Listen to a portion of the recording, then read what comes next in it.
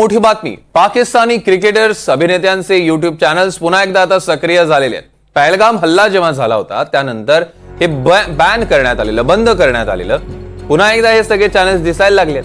शोएब अख्तर, शाहिद आफ्रिदी यांचे चॅनल्स पुन्हा एकदा उपलब्ध झालेले आहेत। रामराजे शिंदे आपले प्रतिनिधी आपल्यासोबत जोडले गेलेत। रामराजे, नेमके काय अपडेट्स आहेत? नाही मला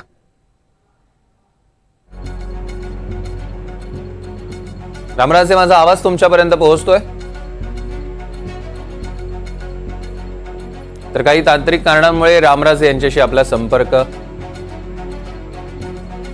होऊ शकत नाहीये, मात्र आता आपण दृश्य बघतोय। खरं तर पहलगाम हल्ला झाल्यानंतर हे सगळं बॅन करण्यात आलेलं होतं। सगळ्या पाकिस्तानी क्रिकेटर्स, अभिनेते सगळ्यांचे जे युट्यूब चॅनल्स होते ते आपल्याकडे दिसत नव्हते आणि आता पुन्हा दिसायला लागले।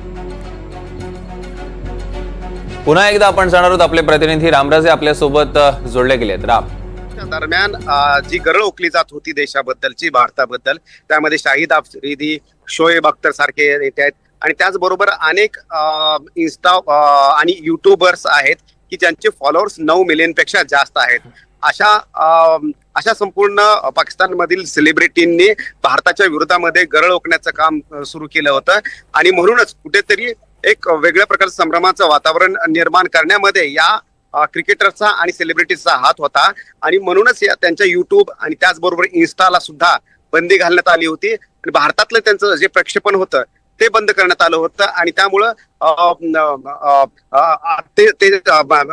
तेव्हापासून जे बंद होतं ते आतापर्यंत बंद करण्यात आलं होतं। परंतु नंतर जेव्हा संपूर्ण ऑपरेशन सिंदूर झाल्यानंतर भारत आणि पाकिस्तानमधील तणाव जे आहेत आता काहीसे दूर झालेले आहेत आणि त्यामुळेच या युट्यूबर्स आणि महत्वाचे म्हणजे क्रिकेटर्स आणि काही इन्फ्लुएन्सर आहेत की त्यांचे युट्यूब आणि इन्स्टा पुन्हा एकदा भारतामध्ये आता दिसू लागलेले, त्यामुळेच ही बंदी उठवल्याचं स्पष्ट होत आहे। निश्चितच रामराजे, या संदर्भातले अधिकचे अपडेट्स घेऊ। तुर्तास धन्यवाद।